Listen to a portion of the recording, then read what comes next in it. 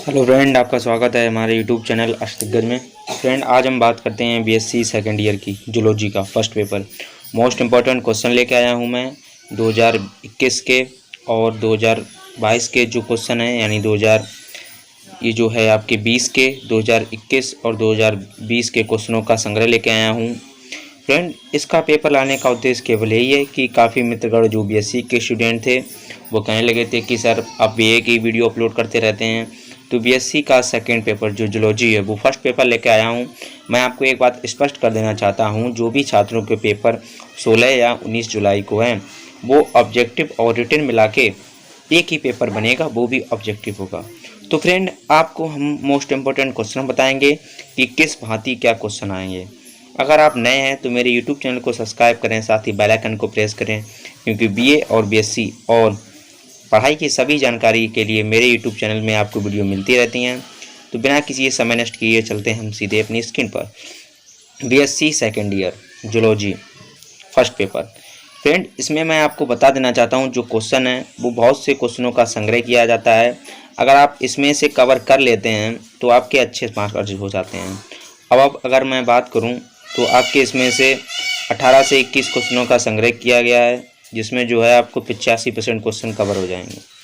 Friend, अगर ये 85% आप इसमें से कोई नहीं रोक सकता है, ये आपके 85% जो नंबर हैं वो आपको कवर करेंगे। तो फ्रेंड, पहले क्वेश्चन पे हम चलते हैं। पहला क्वेश्चन है एम्फीऑक्सिस, जिसे बैक्टीरियोट्रोमा यानी जो एम्फीऑक्सिस है जिसे बैक्टीरियोट्रोमा कहा जाता है, उसके बारे में बताया गया है। यानी एम्फीऑक्सिस और बैक्टीरियोस्ट्रोमा एक ही है का पाचन तंत्र, पाचन यंत्र, पाचन मतलब यंत्र बनाना आपको जो होता है वो पाचन यंत्र, किस प्रकार भोजन पचता है, और उत्सर्जी तंत्र, किस प्रकार भोजन का उत्सर्जन होता है। डायजेस्टिव सिस्टम यानी रुधिर संवहन तंत्र, एक होता है रुधिर परिसंचरण तंत्र और दूसरा होता है रुधिर संवहन तंत्र। इसके बारे में आपको लिखना है। यहाँ में क्वेश्चन आपका दिया गया है हील अंग, हील अंग के बारे में लिखता है। जो एम्फीऑक्सिस के हैं उसके बारे में आपको लिखना है हेमिकार्डियोटा के सामान्य लक्षण, यानी जो हेमिकार्डियोटा है उसके सामान्य लक्षण क्या होते हैं, ये भी आपको लिखना है। फ्रेंड, ये जो एम्फीऑक्सिस है इसके बारे में भी क्वेश्चन लगातार पूछे जा चुके हैं पेपर में बीएससी के, और बैक्टीरियोस्टोमा से भी पूछे जाते हैं किस प्रकार भोजन पचता है और किस प्रकार उसका उत्सर्जन होता है, यानी उत्सर्जन तंत्र के बारे में लिखना है। फ्रेंड, अब यहाँ पर एक क्वेश्चन ये आता है कि हील अंग, ऊपर वाले में भी में दिया गया है, हील अंग में भी दिया गया है, यानी इसमें से आपको एक करना है। ये हील अंग, एम्फीऑक्सिस और हील अंग ये समानता है, और बैक्टीरियोस्टोमा और हेमिकार्डियोटा की सामान्य लक्षण ये दोनों अलग बातें हैं। इसमें से आपको करना होगा, और किस प्रकार आप करते हैं। ये जो विगत वर्षों के जो क्वेश्चन हैं, जो 2019 है और 2020 है, उसके लगातार ये प्रश्न पूछे जा चुके हैं। कई प्रश्नों का संग्रह अगर आप ये पढ़ लेते हैं, ऑब्जेक्टिव में भी यही क्वेश्चन आएंगे और आप अच्छे से इसको कर पाएंगे। उसके बाद में हम बात करेंगे वयस्क हार्डमीनिया की बाह्य रचना, स्वभाव, आहार नाल, रुधिर परिवहन तंत्र। फ्रेंड, ये मैं आपको बता देना चाहता हूँ, एक एक पॉइंट मैं बता रहा हूँ और एक एक पॉइंट इन्हीं को मिलाकर जो आपका बनेगा वो बनेगा ऑब्जेक्टिव पेपर। अगर आप इसे अच्छे से पढ़ लेते हैं तो ऑब्जेक्टिव पेपर बिल्कुल हलवा हो जाएगा।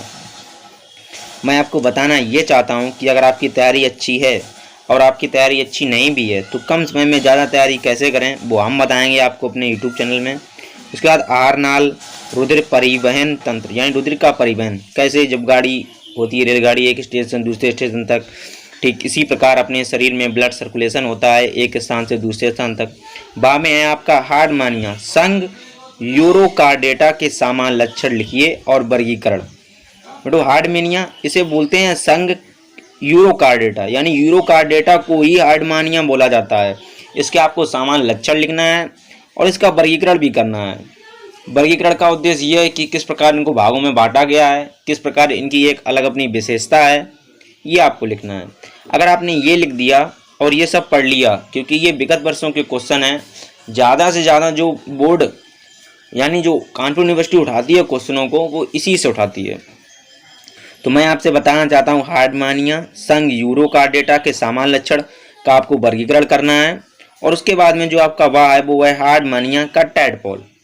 मैं बता देना चाहता हूँ टैडपोल क्या है। टैडपोल मेढक की छोटी इकाई है, उसे टैडपोल बोला जाता है।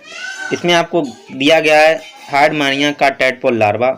अंडे की संरचना का महत्व, यानी जो अंडे की संरचना है, जो किस प्रकार अंडे का जनन होता है, किस प्रकार वो धीरे धीरे डेवलपमेंट करते हैं, उसके बारे में आपको पढ़ना है और अच्छे से लिखना है, अपनी भाषा में लिखना है। लिखने के तो उद्देश्य ही नहीं है आपको टिक मारना है, बेर बेर अच्छे से बस पढ़ लेना। इसका महत्व लिखना है, हार्डमानिया का टैडपोल लार्वा, अंडे की संरचना, महत्व। उसके बाद में क्वेश्चन है आपका सरीसृपों के सामान्य लक्षण। सरीसृप यानी जो पक्षियों और सरीसृपों के बीच के इकाई है, उसे आर्कियोप्टेरिक्स, ये आपने क्वेश्चन बहुत ही पढ़ा होगा। सभी सर्पों के सामान्य लक्षण आपको लिखना है, उसका वर्गीकरण करना है। अंडे देने वाले स्तनी का वर्गीकरण, ये मतलब जो कामा कामा करके हैं, इनका एक पूरा सा एक अपनी थ्योरी होती है, अपनी ही व्याख्या होती है। तो आपको सरीसृपों के सामान्य लक्षण लिखना है, वर्गीकरण लिखना है और अंडे देने वाले स्तनी का वर्गीकरण करना है। उसके बाद में बा में है जलीय स्तनधारी, यानी जो जलीय स्तनधारी हैं उनके बारे में आपको पढ़ना होगा।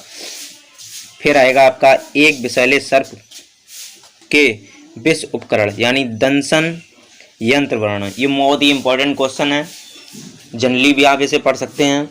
दंशन यंत्र वर्णन बहुत ही इंपॉर्टेंट क्वेश्चन है। एक विषैले सर्प के विष के उपकरण के बारे में आपको पढ़ना है, ये बहुत ही इंपॉर्टेंट क्वेश्चन है। आने वाले समय में और विगत वर्षों के इसमें से काफ़ी क्वेश्चन उठाए गए हैं जो आपको पढ़ना ही पड़ेगा।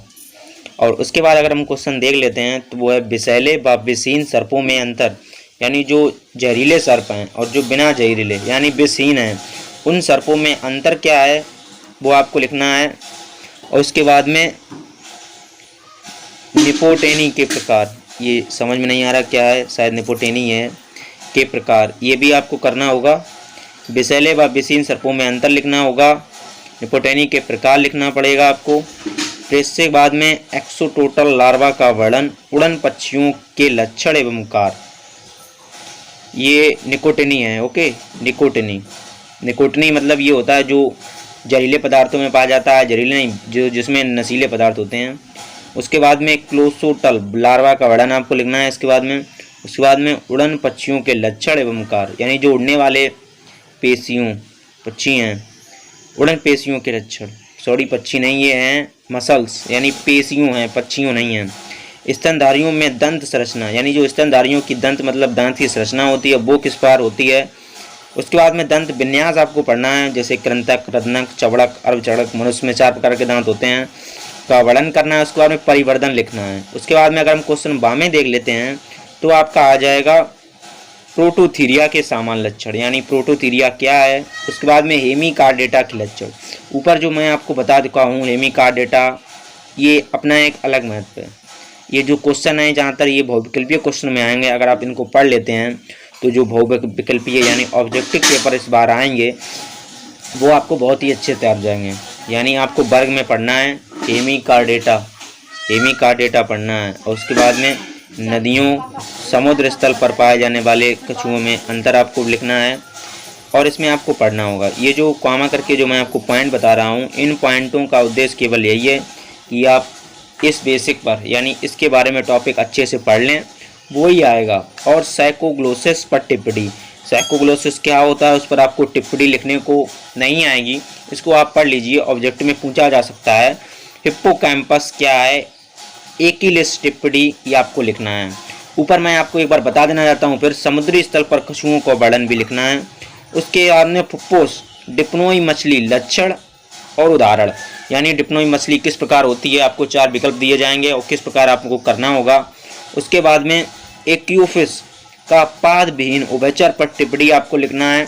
बामें जो आएगा वो आपका आएगा नेक्ट्यूरस का वर्गीकरण, प्रोटोथीरिया तथा मेटाथीरिया में अंतर आपको लिखना होगा। ये एक बार फिर देख लीजिएगा, नेक्ट्यूरस का वर्गीकरण, प्रोटोथीरिया तथा मेटाथीरिया में अंतर, ये आपको लिखना होगा। नेक्टूरियस एक संघ के अपने अलग जीव जो होते हैं उनका अलग वर्गीकरण किया गया है, यानी वर्गीकरण जो इकाई है वो किया गया है। इसके बारे में सब आपको अंतर लिखना होगा कि इसमें क्या क्या अंतर है।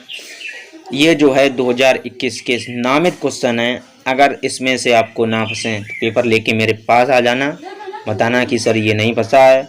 और मैं एक बार और क्लियर करना चाहता हूँ, ऑब्जेक्टिव पेपर आएगा, रिटन पेपर नहीं आएगा। तैयारी आपको ही अपने हाथों से करनी पड़ेगी। तो अगर आप नए हैं तो सभी जानकारी के लिए मेरे यूट्यूब चैनल को सब्सक्राइब करें, साथ ही बेल आइकन को प्रेस करें, क्योंकि बीए और बीएससी और यूपी बोर्ड, हाई स्कूल और इंटरमीडिएट की जानकारी मेरे यूट्यूब चैनल पर मिलती है। तो लग जाओ तैयारी।